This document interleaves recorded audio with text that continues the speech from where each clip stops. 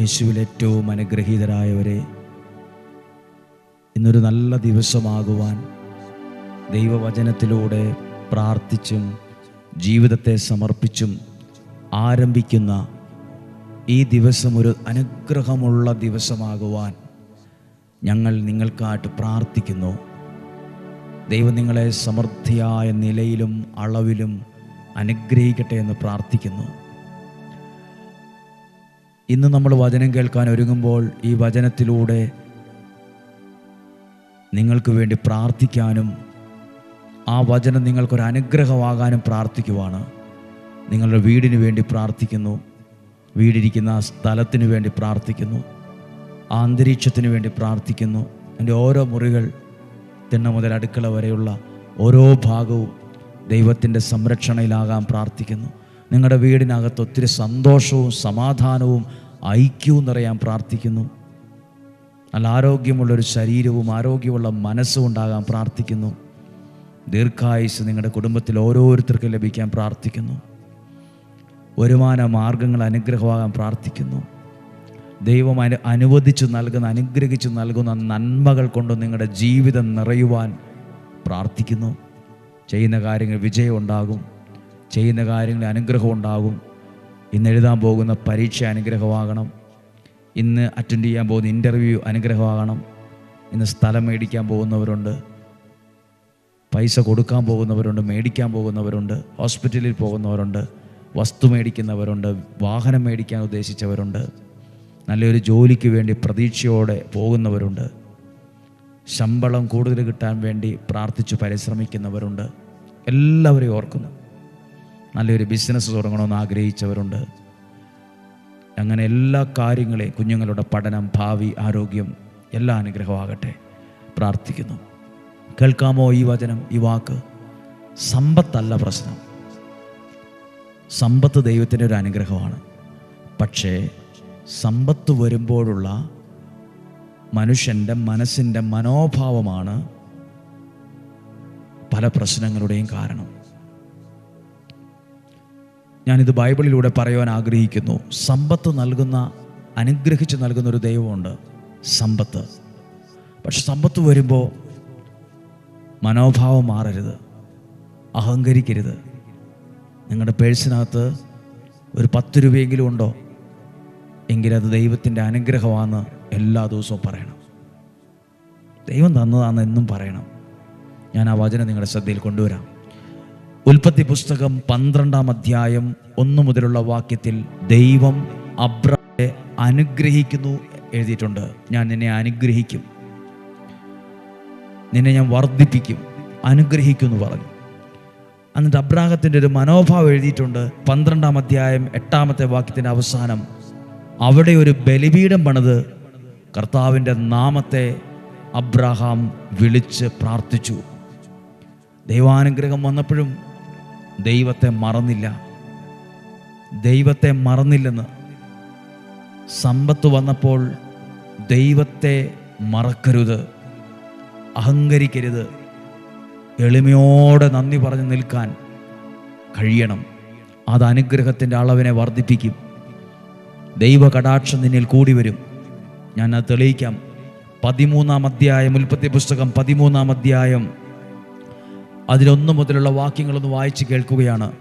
Abraham ഭാര്യയോടും സ്വന്തമായ സകലത്തോടും കൂടെ ഈജിപ്തിൽ നിന്ന് നെഗബിലേക്ക് പോയി. ലോത്തും കൂടെ ഉണ്ടായിരുന്നു. അബ്രഹാമിന് എന്തേരെ സമ്പത്തുണ്ടെന്ന് കേട്ടോണം. അബ്രഹാമിന് ധാരാളം കന്നുകാലികൾ, സ്വർണവും വെള്ളിയും ഉണ്ടായിരുന്നു. വലിയ കോടീശ്വരനായെന്ന അർത്ഥം. ധാരാളം കന്നുകാലികളും സ്വർണവും വെള്ളിയും ഉണ്ടായിരുന്നു. അത്രയും സമ്പന്നനായിരുന്നു. 4-ാമത്തെ വാക്യമോ, ആദ്യമായി ബലിപീഠം പണിതതുമായ സ്ഥലം വരെയും യാത്ര ചെയ്തു. അവിടെ അബ്രഹാം കർത്താവിൻ്റെ നാമം വിളിച്ചപേക്ഷിച്ചു. ഇപ്പോൾ ഒരു ചോദ്യം, ഇത്രയും സ്വർണ്ണം ഉള്ളപ്പോഴോ, ഇത്രയും വെള്ളിയുള്ളപ്പോഴോ, ഇത്രയും സമ്പത്തുള്ളപ്പോഴും മനോഭാവം മാറിയില്ല, അഹങ്കരിച്ചില്ല. അതാണ് അബ്രാഹത്തിൻ്റെ ജീവിതം അനുഗ്രഹമാണൊരു കാരണം. സമ്പത്ത് വരും, ആ ദൈവാനുഗ്രഹമായി, അനുഗ്രഹമായി ദൈവം നമുക്ക് സമ്പത്ത് തരും, എനിക്ക് തരും, നിങ്ങൾക്ക് തരും. പക്ഷെ സമ്പത്ത് വരുമ്പോൾ പലരുടെയും മനസ്സ് മാറും, മനോഭാവം മാറും, പ്രാർത്ഥനാ ജീവിതം ഇല്ലാതാവും, ദൈവത്തോടുള്ള ബന്ധമില്ലാതാവും, പിന്നെ പ്രാർത്ഥനയില്ല, ദൈവാരാധനയില്ല, വിശ്വാസമില്ല. പിന്നെ നമ്മൾ പോലും അറിയാതെ നമ്മൾ തോക്കാൻ തുടങ്ങും. തോറ്റ് ഒരുപാട് അങ്ങ് തോൽവിയുടെ ആഴങ്ങളിലെത്തുമ്പോഴേ തോൽവിയുടെ ആഴം പലർക്കും പിടികിട്ടത്തുള്ളൂ. ജീവിതത്തിൽ തോൽക്കാതിരിക്കണമെങ്കിൽ സമ്പത്ത് വരുമ്പോഴും ആ ബന്ധം കളയല്, ദൈവത്തോടുള്ള ബന്ധം കളയല്. ഒന്നുമില്ലാത്തപ്പോഴും അബ്രഹാം ദൈവത്തെ വിളിച്ച് പ്രാർത്ഥിച്ചു. സമ്പത്തൊക്കെ വന്നപ്പോഴും, സമ്പത്തൊക്കെ വന്നുകൂടി, സ്വർണവും വെള്ളിയും കന്നുകാലികളും എല്ലാം ഇഷ്ടം പോലെയായി. നമുക്കുണ്ടോ ഇത്രയും സമ്പത്ത്? ഇന്നത്തെ കാലത്ത് നമ്മൾക്കുണ്ടോ ഇത്രയും സമ്പത്ത്? അന്ന് നമ്മളെക്കാൾ സമ്പന്നനായിരുന്ന ഈ മനുഷ്യൻ പോലും സമ്പത്തുണ്ടെന്നും പറഞ്ഞ് എളിയുമല്ല, സമ്പത്തുള്ളതെന്നും പറഞ്ഞ് കുതിര കയറാൻ പോവുമല്ല, സമ്പത്തുണ്ടെന്നും പറഞ്ഞ് അഹങ്കരിക്കുകയല്ല ചെയ്തത്, സമ്പത്തുണ്ടെന്നും പറഞ്ഞ് വലിയ ആളാണെന്ന് ഭാവിക്കുകയല്ല ചെയ്തത്. സമ്പത്ത് വന്നപ്പോഴും ദൈവത്തോടുള്ള ബന്ധമോ ആ മനോഭാവമോ ആ വ്യക്തി കളഞ്ഞിട്ടില്ല. ബലിപീഠം പണിത് പ്രാർത്ഥിച്ചു. ഇതാണ് നിലനിൽക്കുന്ന അനുഗ്രഹം ഒരാളിൽ വരാൻ കാരണം. നമ്മൾ എന്തെങ്കിലും ഒരു കാര്യം കിട്ടുമ്പോൾ നമ്മളങ്ങ് അഹങ്കരിച്ചു പോകും. കുറച്ച് കഴിയുമ്പോൾ ആ അഹങ്കാരത്തിൽ നമ്മൾ താഴ്ത്തു വീഴും. നിങ്ങൾ ദൈവാനുഗ്രഹത്തിൽ നിലനിൽക്കണം, സമ്പത്ത് നിലനിൽക്കണം, ഐശ്വര്യം നിലനിൽക്കണം. എങ്കിൽ ഈ ബന്ധം കളയല്ല്, ഈ ആരാധന കളയല്ല്, ഈ വിശ്വാസം കളയല്ല്, ഈ വചനക്കേൾവി കളയല്ല്, ഈ ഒരു ദൈവത്തോടുള്ള ബന്ധം കളയല്ല്, ഈ ആശ്രയത്വം കളയല്ല്. നാളുകളിൽ സമ്പത്തൊക്കെ വന്നോളും, പക്ഷെ മനോഭാവം മാറല്ല്. നാളെ വലിയ ജോലി കിട്ടും, നല്ല വീട് വയ്ക്കും, നല്ല വാഹനം മുറ്റത്ത് വരും, നല്ല ബന്ധങ്ങൾ വരും, ഇഷ്ടംപോലെ പണം വരും. മനോഭാവം മാറരുത്. ദൈവം നടത്തിയ വഴികൾ മറക്കല്ല്, ദൈവം കൈപിടിച്ച സമയങ്ങൾ മറക്കല്ല്, ദൈവം ഉയർത്തിയ വഴികൾ മറക്കല്ല്. എന്നും പറയണം, ദൈവം തന്നതല്ലാത്തൊന്നും എൻ്റെ ജീവിതത്തിലില്ല. എപ്പോഴും അത് പറയണം, മനസ്സിലെങ്കിലും പറയണം, ദൈവം തന്നതല്ലാത്തൊന്നുമില്ല, ദൈവാനുഗ്രഹമാണിത്. ഈ ഭക്ഷണം കഴിക്കാനെങ്കിൽ ദൈവാനുഗ്രഹമാണ്, ഈ വീട് ദൈവാനുഗ്രഹമാണ് പറയണം. ദൈവത്തെ എവിടെയൊക്കെ എപ്പോഴൊക്കെ മഹത്വപ്പെടുത്താൻ കഴിയുമോ അപ്പോഴൊക്കെ അത് ചെയ്യണം. അപ്പോൾ നിൻ്റെ ഐശ്വര്യം സ്ഥിരമായിരിക്കും, നിനക്കുള്ള നന്മകൾ നഷ്ടപ്പെട്ടു പോവില്ല. ആ അനുഗ്രഹത്തിൽ ദൈവം നിന്നെ നിലനിർത്തും. സമ്പത്ത് വരുമ്പോൾ നമ്മുടെ പ്രശ്നം പലരുടെയും മനസ്സും മനോഭാവവും ഒക്കെ മാറിപ്പോകരുത്. നമുക്കതൊരു പാഠം. നമ്മുടെ കുഞ്ഞുങ്ങളോട് അത് പറഞ്ഞു കൊടുക്കുക. ഇന്നില്ലായിരിക്കാൻ സാരമില്ല, നാളെ ദൈവം ഇഷ്ടം പോലെ തന്നോളും. നാളെ ഇതൊക്കെ നമ്മൾ വിചാരിക്കുന്നതിനേക്കാൾ അപ്പുറം നമ്മുടെ കൈകളിൽ വരും, ദൈവം നമുക്ക് തരും. അപ്പോൾ ഒരിക്കലും അഹങ്കരിക്കരുത്. ഞാൻ വലിയ പുള്ളിയാണ്, ഞാൻ വലിയ ആളാണ്, ഞാൻ ആരാന്നറിയാവോ, എൻ്റെ കയ്യിൽ ഇഷ്ടംപോലെ പണമുണ്ട്. നമ്മുടെ മുഖത്ത് പോലും ആ മനോഭാവം വരരുത്. ദൈവം തന്നതൊക്കെ എൻ്റെ ജീവിതത്തിലുള്ളൂ, ദൈവം എനിക്ക് സന്തോഷത്തോടെ നൽകിയതിനെ ഞാൻ എളിമയോടെ സ്വീകരിക്കുന്നു. ദൈവത്തിന് മഹത്വം. ഹല്ലേലൂയ. നമുക്കിന്ന് വചനത്തിലൂടെ ഈശോയുടെ ആശീർവാദം സ്വീകരിക്കണം. ഇന്ന് ബുധനാഴ്ചയാണ്, നാളെ വ്യാഴാഴ്ച നിയോഗ പ്രാർത്ഥന ധ്യാനമുണ്ട്. നാളെ ഉച്ച കഴിഞ്ഞ് 2 മണിയോടുകൂടി ആരംഭിക്കും. രാവിലെ രജിസ്ട്രേഷൻ 9:30 ആരംഭിക്കും. ബുക്ക് ചെയ്തവർ മാത്രമേ വരാവുള്ളൂ. വ്യാഴാഴ്ച ദിവസം, വെള്ളിയാഴ്ച ആർക്ക് വേണമെങ്കിലും വരാം.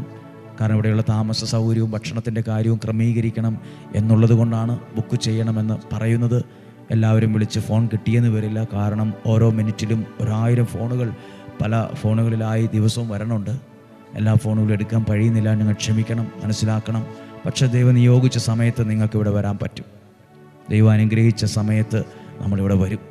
നിങ്ങളുടെ ഒരു സാക്ഷി ഇവിടെ വരും. ദൈവം സഹായിക്കും. അനുഗ്രഹയിൽ നിങ്ങൾ ഒരു നാൾ വരും. ദൈവം അനുഗ്രഹിക്കും. നമ്മുടെ കർത്താവ് ഈശോ മിശിഹായുടെ കൃപയും പിതാവായ ദൈവത്തിൻ്റെ സ്നേഹവും പരിശുദ്ധാത്മാവിൻ്റെ സഹവാസവും നിങ്ങളോടുകൂടെ ഉണ്ടായിരിക്കട്ടെ, നിങ്ങളുടെ കുടുംബത്തിലുണ്ടായിരിക്കട്ടെ, നിങ്ങളുടെ ജീവിതത്തിലുണ്ടായിരിക്കട്ടെ. രോഗങ്ങളിൽ നിന്നും, അപകടത്തിൽ നിന്നും, ദുർമരണത്തിൽ നിന്നും, മൂപ്പെത്താത്ത മരണത്തിൽ നിന്നും, ചതികളിൽ നിന്നും, വഞ്ചനയിൽ നിന്നും സ്വർഗത്തിലെ ദൈവം എന്നെയും നിങ്ങളെയും സൂക്ഷിക്കട്ടെ. ധൈര്യമുള്ളൊരു മനസ്സും ധൈര്യമുള്ളൊരു ശരീരവും ഉണ്ടാകട്ടെ, ധൈര്യമുള്ള വാക്കുകളുണ്ടാകട്ടെ, പ്രതീക്ഷയുള്ളൊരു മനസ്സുണ്ടാകട്ടെ. കുറച്ചുകൂടെ ധൈര്യമായി ചിന്തിക്കാൻ കഴിയട്ടെ, ധൈര്യമായി സ്റ്റെപ്പുകൾ വയ്ക്കാൻ കഴിയട്ടെ, ധീരമായി മുന്നോട്ട് പോകാൻ, ശക്തമായി മുന്നോട്ട് പോകാൻ ആത്മാവിൽ നിറഞ്ഞ് മുന്നോട്ട് പോകാൻ ദൈവകൃപ ലഭിക്കട്ടെ. ചതഞ്ഞ് മൂടി കെട്ടിയിരിക്കേണ്ട ആവശ്യമില്ല. ധൈര്യമായിട്ടിരിക്കുക. ദൈവം നിനക്ക് തരുന്ന ധൈര്യം ദൈവാനുഗ്രഹമാണ്. ധൈര്യമായിട്ടിരിക്കുക. നിങ്ങളുടെ ജീവിതത്തിനകത്ത് ദൈവാനുഗ്രഹമുണ്ട്. വിജയിച്ചു വന്നോളും, നന്മ വന്നോളും. ഇന്നത്തെ അവസ്ഥകളൊക്കെ മാറും. ദൈവം സഹായിക്കും. ദൈവത്തിന് ഉത്തരം നിനക്ക് കിട്ടും. ദീർഘായുസ്സും ആരോഗ്യവും സന്തോഷവും സമാധാനവും ദൈവം തരും. നിലനിൽക്കുന്ന ഐശ്വര്യം നിനക്ക് ദൈവം തരും. വാക്കുകൾ കൊണ്ടോ ചതികളിലോ ഒന്നും നിന്നെ ആരും പെടുത്തത്തില്ല. ദൈവത്തിൻ്റെ സംരക്ഷണ വലയം അഗ്നിഗോളങ്ങൾ പോലെയുണ്ട്. ആരോഗ്യമുള്ള ശരീരം ഉണ്ടാകട്ടെ. ദീർഘായുസ്സും നല്ല ഭക്ഷണം കഴിക്കാനും നല്ല യാത്ര ചെയ്യാനും നല്ല വാഹനം മേടിക്കാനും നല്ല വീട് വെക്കാനും ഒക്കെ ഭാഗ്യം ഉണ്ടാകട്ടെ. കുഞ്ഞുങ്ങളിൽ നല്ല ജീവിതം ഉണ്ടാകട്ടെ. നല്ല കുടുംബജീവിതം നിങ്ങൾക്കുണ്ടാകട്ടെ. നല്ല മക്കൾ നിങ്ങൾക്കുണ്ടാകട്ടെ. അനുഗ്രഹമുള്ള തലമുറ ദൈവത്തിൽ ആശ്രയിച്ച് വളർന്നു വരട്ടെ. ഈശോയുടെ നാമത്തിൽ അനുഗ്രഹിച്ച് പ്രാർത്ഥിക്കുന്നു, ഇപ്പോഴും എപ്പോഴും എന്നേക്കും. ആമേൻ. നാളെയും 5:30 ഒരുമിച്ച് കാണാം, ഒരുമിച്ച് പ്രാർത്ഥിക്കാം. നാളെ വ്യാഴാഴ്ച, നാളെ കഴിഞ്ഞ് വെള്ളിയാഴ്ച. വ്യാഴാഴ്ച വൈകുന്നേരം ഇന്ത്യൻ സമയം 7 മണിക്ക് 9 ദിവസ നിയോഗത്തോടെയുള്ള നൊവേന നടക്കുവാണ്. സാധ്യമായവർ പങ്കെടുക്കാം, പ്രാർത്ഥിക്കാം. നല്ലൊരു നോമ്പ് കാലവും നിങ്ങൾക്ക് ആശംസിക്കുന്നു. നാളെയും 5:30 ഒരുമിച്ച് കാണുന്നത് വരെ ഉള്ളം കയ്യിലെന്ന പോലെ സ്വർഗത്തിലെ ദൈവം എന്നെ നിങ്ങളെ സൂക്ഷിക്കും. ആമേൻ.